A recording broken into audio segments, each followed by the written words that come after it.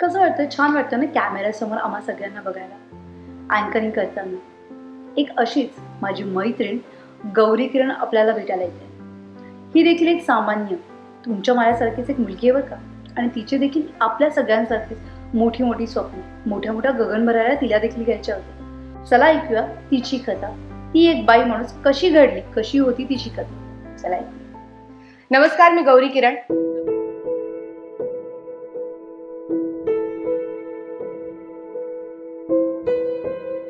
लोकमतच्या hashtag बाई माणूस या कार्यक्रमात मी तुमच्याशी बोलते आणि आज जागतिक महिला दिन आहे. त्यानिमित्त तुम्हाला सगळ्यांना माझ्याकडून मनापासून शुभेच्छा. या निमित्ताने माझी एक स्ट्रगल स्टोरी मी तुमच्याशी शेअर करणार आहे, कारण सध्या तुम्ही मला काही डेली सोपमधून किंवा काही सिनेमांमध्ये पाहत असाल, पण अभिनेत्री मी कशी झाले आणि एक बाई असून सुद्धा, एक मुलगी असून सुद्धा एकाच्या छोट्याशा गावातून मुंबईपर्यंतचा माझा प्रवास कसा झाला हे मी तुमच्याशी शेअर करणार आहे. माझं बालपण रत्नागिरी जिल्ह्यातल्या मंडणगड तालुक्यातल्या एका छोट्याशा गावातलं. वेरळ माझ्या गावाचं नाव.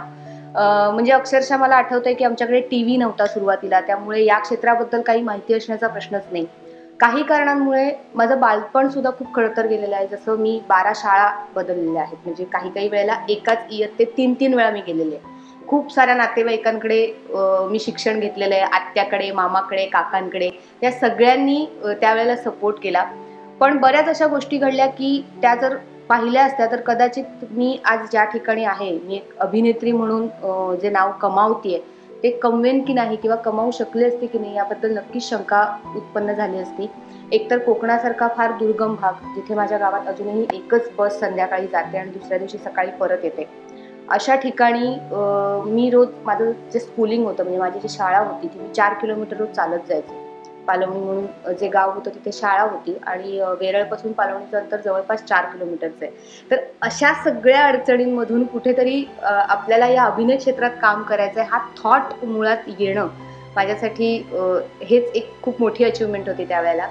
जसं मी म्हटलं की आपण मुलगी आहोत किंवा आपण बाई आहोत म्हणून बरीचशी बंधनं आपल्यावर असतात. काय करावं, काय करू नये यासाठी काही साचे ठरलेले असतात की तुम्ही मुलगी आहात म्हणजे तुम्ही हे केलं पाहिजे आणि तुम्ही मुलगी आहात म्हणून तुम्ही नाही केलं पाहिजे. हे आपल्या घरातूनच बरेचदा देण्यात येतं. पण माझ्या बाबतीत पॉझिटिव्ह गोष्ट अशी होती की माझ्या आईने मला खूप सपोर्ट केला. खूप प्रतिकूल परिस्थितीत सुद्धा तिने आमचं शिक्षण कुठेही थांबू नये, माझं आणि माझ्या मोठ्या बहिणीचं, आमच्या करिअरला कुठेही बाधा येऊ नये यासाठी जे जे शक्य होतं ते सगळं केलं. कॉलेज माझं दापोलीला झालं. त्या दरम्यान सुद्धा बऱ्याचशा अडचणींना मला तोंड द्यावं लागलं. म्हणजे मला आठवतंय की मला राहण्यासाठी जागा मिळत नव्हती आणि तेवढं बजेट नव्हतं असं म्हणा की म्हणजे तुम्हाला आता गंमत वाटेल, पण ₹120 खोलीचं भाडं होतं माझ्या, मी दापोली जिथे राहायचे.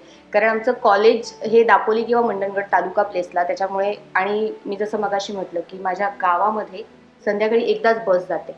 त्यामुळे दुसऱ्या दिवशी सकाळी आम्हाला जाण्यासाठी, कॉलेजला जाण्यासाठी काही मार्ग नसायचा. त्यामुळे आमच्याकडे बरेच मुलं तालुका प्लेसला राहतात खोल्या घेऊन. तर ₹120 सुद्धा द्यायला माझ्याकडे तेव्हा नसायचे. अशा परिस्थितीतनं मी माझं कॉलेज कंप्लीट केलं.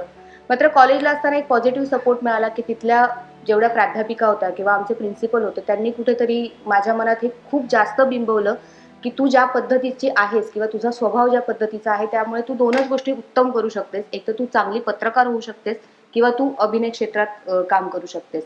योगायोगाने कॉलेजला असताना मला एकांकिकांमध्ये काम करायला मिळालं. मला आठवतंय माझ्या कॉलेजची मी पहिली विद्यार्थिनी अशी आहे जिने मुंबई युनिव्हर्सिटीच्या युथ फेस्टिवलमध्ये ॲक्टिंगचं प्राइज मिळवलेलं आहे.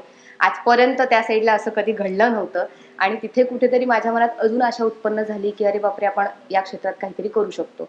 मग शोधाशोध सुरू झाली की आता मुंबईत कुणाकडे राहायचं, काय करायचं. पण मी जसं म्हटलं की बाई असल्यामुळे खूप बंधनं माझ्यावर आली होती. मुळात घर सोडून राहायचं का, तिला आपण बाहेर ठेवायचं का, या मुद्द्यापासून चर्चा सुरू झाली होती. पण तेव्हाही माझ्या आईने सपोर्ट केला की तसंही माझ्या मुली शिक्षणासाठी वाटेल त्यांच्याकडे राहिलेल्या आहेत, त्यांना सगळ्या प्रकारची सवय आहे. मला वाटतं मी आणि माझी बहीण 5वी पासूनच आम्ही जेवण बनवायला शिकलो होतो, स्वतःचं पण आणि अख्ख्या कुटुंबाचं पण. त्यामुळे तोही प्रश्न नव्हता.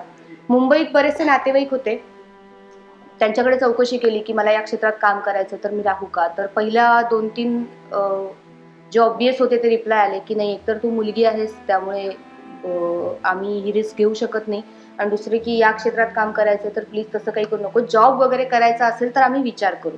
सो पहिलीच नकारगंडा इथून सुरू झाली होती की आता मुंबईत राहायचं कुठे, राहायचं कसं, आणि फायनान्शियल सपोर्ट तर काही नव्हताच.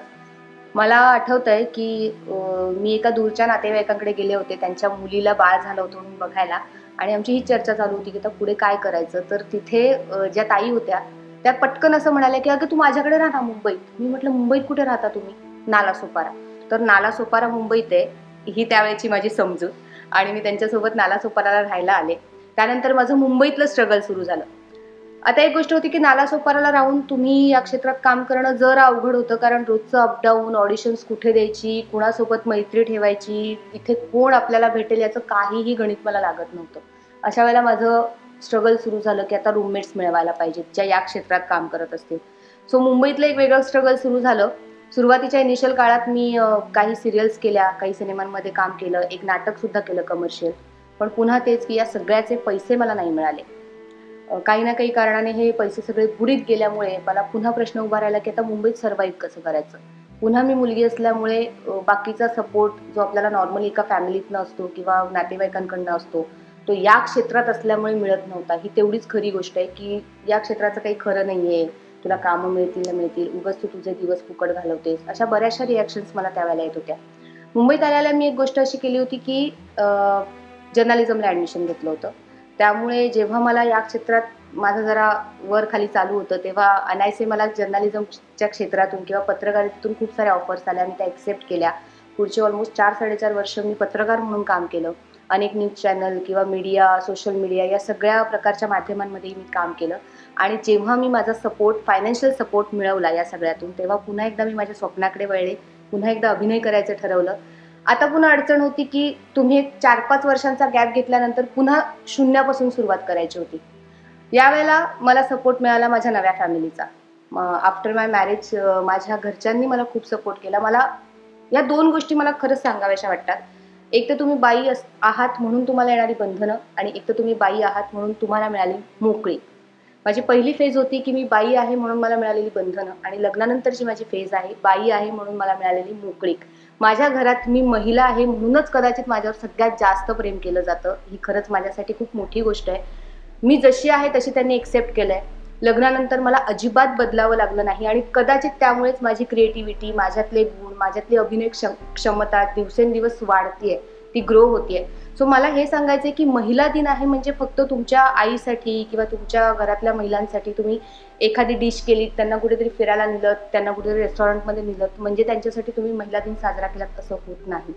त्यांच्या इच्छा, आकांक्षा, त्यांचं स्ट्रगल, त्यांना काय बनायचंय, त्यांना कसं राहावंसं वाटतं, त्यांचे विचार काय आहेत, या सगळ्यावर तुम्ही विचार केला पाहिजे आणि त्या पद्धतीनं त्यांना वागवलं पाहिजे. त्या जशा आहेत तसं त्यांना वागवलं पाहिजे. त्या एक माणूस आहेत याचं भान तुम्ही ठेवलं पाहिजे. स्त्री आणि पुरुष हा फरक खऱ्या अर्थाने बंद केला पाहिजे. मला असं वाटतंय की मी आता त्या फेजमध्ये जगते. मी या दोन्ही फेज खूप उत्तम रीतीने पाहिलेल्या आहेत की तुम्ही बाई आहेत म्हणून येणारी बंधनं, आणि आता तुम्ही बाई आहात म्हणून तुम्हाला मिळालेली मोकळी किंवा तुमच्यावर केलं जाणारं प्रेम. कारण मी आज माझं घर उत्तमरित्या सांभाळते, तेवढंच माझं करिअर सुद्धा उत्तमरित्या सांभाळते. सो मला वाटतं की स्ट्रगल प्रत्येकाच्या आयुष्यात असतं. महिलांना आपल्याकडे ते थोडं जास्त असतं असं म्हणायला हरकत नाही, पण तरीही स्वप्न मोठी पहा, त्यांच्यावर विश्वास ठेवा, आणि कुठेही आपण मुलगी आहोत, आपण बाई आहोत म्हणून बॅकफूटवर येऊ नका. तुम्ही स्वतःवर प्रेम करा, सगळे तुमच्यावर प्रेम करतील. तुम्ही स्वतः स्वप्न पहा, सगळे तुमच्यासोबत स्वप्न बघायला लागतील. सो या 2 गोष्टी महत्त्वाच्या आहेत. तुम्ही जितकं स्ट्रगल बघता तितकं तुमच्यासाठी चांगलं असतं, कारण तितके चांगले आणि उत्तम अनुभव तुम्ही घेता.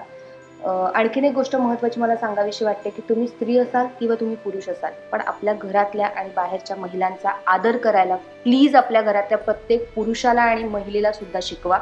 सो #बाई माणूस या अंतर्गत मी एवढंच सांगेन की बाईला बाई माणूस म्हणून बघा. ती स्त्री आहे, ती मुलगी आहे म्हणून कुठेही तिच्यासाठी वेगळी वागणूक ठेवू नका. ती तुमच्यातलीच एक आहे, आणि ती जर असेल तरच हे विश्व सुंदर आहे. सो थँक्यू सो मच, आणि महिला दिनाच्या पुन्हा एकदा खूप साऱ्या शुभेच्छा. मी आहे बाई माणूस.